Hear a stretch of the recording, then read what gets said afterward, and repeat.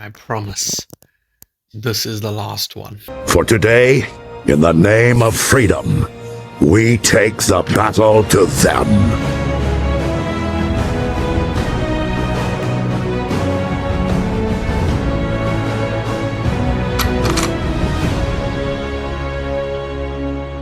Hello and welcome to basically a part 2 of the previous news video, where here we actually have some in-person images of the new Studio Series figures. Starting off, of course, with the most exciting of them all, and that is Hatchet. This is our first in-person look of Studio Series Hatchet after this dude was leaked 2 years ago. I love the hands, I love the head design, I love the dreads. It just looks so good. Obviously the backpack is kind of the same like all the other figures. This is just going to be a minor like retool, you know, it's not going to be that insane. But yeah, I think that really all that's changed is the head. I think the head is the only difference, because and they probably extended his arms, but yeah, I think apart from that it's going to be the same figure. And his feet, of course. Here he is from a side profile, and my god, is it beautiful. Again, the backpack is a little bit much, mainly because of the kind of bonnet and windshield thing, but I mean, it's all right, you know. It's not the end of the world, but yeah, I think that it works well with the dreads that we currently have, because if this guy looked like significantly better than those two, then it would be an issue, because then it's like, well, why does this one look so good and the others don't? So, of course, they made it look as close as possible to the other two, and I think that this is just absolutely fantastic. Taking a look at his vehicle mode, of course, it is exactly the same as the previous two.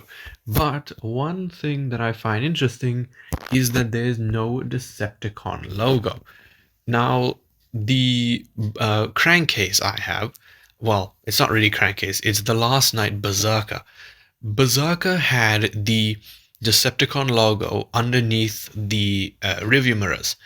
And basically, I don't know about Crowbar, because Crowbar, I own a knockoff of it. So even if there was one, it wouldn't have been, the Decepticon logo wouldn't have been there. So I find it interesting that they removed the Decepticon logo. Here it is from the other side, and you can see, I don't know if it's just because this is like a prototype or whatever, but everything looks to tab in very nicely, which is, I can't say the same for the other molds. Also, they changed the tires. They added new tires, which I find really interesting. I kind of like these more, if I'm being honest. That looks really good. And here it is showing the back, and you can see that really the only difference is that it has that little thing at the back. Actually, I don't even know if that's part of the figure. I don't think it is. Oh no, I think it is. Yeah, I think I see it connecting to something there, which is interesting. I don't know what that could be. Be like a Minecraft villager. And there's just a really cool image of Hatchet, because, man, this dude looks amazing. I love the head sculpt. I wish that they could have made the bottom teeth a little sharper, but, I mean, it's fine. I know I sounded mainly like negative for this guy, but no, trust me, I think he looks fantastic. Then to just brush over some of the less interesting things, here is the Gamer Edition Skywalk, and yeah, it does look, obviously the purple, the shades of colors on the actual figures are very different to the ones that I showed in the previous video, because in the previous video we didn't see the actual figures, we just saw the renders, and they weren't even HD, you know, they were just pictures. So this is the actual color. And yeah, it's kind of like it's more of a magenta color than a purple. I don't even know if that made sense. There's a close-up of him, oh no, that's Skywarp's male. Yeah, sorry. I always get Skywarp and Slipstream confused. But yeah, this is a close-up of Skywarp And, I mean, again, I don't really care for the Gamer Edition figures, but, if you're interested in this guy, then I'm happy for you because I don't really care for them. And there is the jet mode with the weapon actually attached to it, which, I mean, it kind of blends in, to be honest with you. If it was like maybe a little bit more saturated, then it probably would have blended in perfectly. One of the collaborations that we had was Transformers and Star Wars. And I don't know what this figure is called. I probably should have looked it up. Now, I am just a casual. I'm not actually. I wouldn't even say I'm a casual Star Wars viewer because I've only seen each of the movies once. And I is this the X-wing? Actually, no, it's not. The X-wing has like two things on both sides. I'm pretty sure. So I don't actually know what this is. Oh, oh. I guess I should have guessed this considering he has the Mandalorian's head. You idiot. No wonder I don't recognize the vehicle or the ship, sorry. It's from the Mandalorian. God damn it.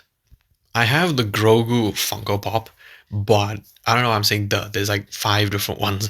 I have a Grogu Funko Pop, but I haven't seen the Mandalorian. I just got it because my mom said it looked adorable. But yeah, I mean, I don't know if Star Wars, I mean, if Transformers fans and Star Wars fans are happy with this, or if they hate it, or I don't know what. I've had to cover it because I forgot to show it last time. There's also some other figure, but it doesn't really look like people care about it that much, so I'm not even going to bother with it. And here is Double Punch. Now, the red, I'll be honest with you, it doesn't look as fantastic as I thought it would, because when I showed the images, the renders, I was like, okay, it looks terrible, but I'm sure it'll be better in person. And yes, it is better. I just feel like it looks a little strange. I don't know what it is about the it's just the Scorponok design, isn't it? The Scorponok design is just so well. The color schemes, they're just all gray, and it's so boring. Like the ones from Rise of the Beast, I think it's the one that Primal kills as soon as the "I'm about to kill everything" that whole thing starts. I think that's really when you see a different colored Scorponok. Apart from that, they're all just grey. And even these things, this is like a duplication glitch for Hasbro because it's just a grey figure. You just change a couple pieces, change the colors, and then boom, a different character. Like here, this is like what 30% red. Oh my god, I don't know. I mean, if you don't have Scorponok, then this thing is perfectly fine. This is just me nitpicking, because, I mean, I do nitpick, but I mean, that's why you come here. You come here for my, actually, you come here because I'm showing pictures, but whatever. Here he is in robot mode, and this is where I can comfortably say that, like, the red on the feet and the hands are way too much. If it was sort of like the red that's on the head, that kind of color, I could understand it, but I don't know. It's a little too much. Look at the difference between the red on the head and the red hands. The hands look like they're glowing. They literally look like there's LED lights inside them. That's how bright they are. I feel they could have just darkened the color a little bit, just so it matches the one like on the head and chest area. But that's just my opinion. That's just my opinion. And lastly, before we get to the new packaging, here is Galvatron. This is, of course, the '86 movie Galvatron, and this is the third time we have gotten this mold. And actually, well, it technically is more because there were other versions of it, but just talking about main Galvatron, we've had Kingdom, we've had Legacy, and we've had '86. At this point, I'll be honest with you, if you get this, if you see this in stores and you get it, then you need help. Don't get me wrong, I love the color. The color is really taking me back to that Titan's Return Galvatron, which I have somewhere, but I love the color. But you can get the Legacy version for like half the price on like Amazon or something. You know, it's insane. Why would you get this when it is the same figure? The only thing is the cannon looks worse or better, which I mean, it's, you know, it's based on your perspective. The color is different, but that's it. As for the cannon, you can see that, yes, I mean, I was correct in saying that it is mostly or all painted plastic. And unfortunately, that is what this is. Look, I'm not gonna lie, it works when you look at the animated Galvatron. When you look at Galvatron from that movie, and then you look at the figure, you're like, okay, the cannon is perfect. But if you just look at the cannon by itself, like if you just hand someone the figure, they'll be like, why is it a cat? Why is there a carrot on his arm? You know, it looks really weird, just being all solid orange. He does come with all of the normal accessories, which, oh my god, I can't believe this, because they didn't even bother putting in new accessories, and apparently the matrix is removable. I saw this image on Reddit, and you know, I didn't test it. I could, but I'm recording this in bed. I'm pretty lazy. But yeah, apparently you can actually remove the matrix from the chain, which, what? And I mean, I've heard other people say that this is true, so oh my god, I can't believe this, because with the 86 Hot Rod and now this, that means I'll have two matrices. Here is the tank mode, and you know, even though I'm crapping on this figure, you gotta, in my opinion, the legacy version is still the best. If they were all the same price, which I mean they're not, this thing is gonna be retail price for you guys, for you Americans. That's like what, $55? So again, I still think it's better to just get the legacy version from Amazon or Kingdom, whichever one is cheaper. But yeah, again, it is exactly the same. Like, oh man, this mold. I don't the thing is, I understand because this mold is so good. I love this figure. This is like one of my favorite Transformers figures. It's just so solid. You know, you can like click your nail on it, like on his chest. You know, you can tap your nail on it. You can hear how solid it is. It's so good. I just hate the fact that they're overdoing it with this mold. And there's just a side view of the vehicle with all of the things attached.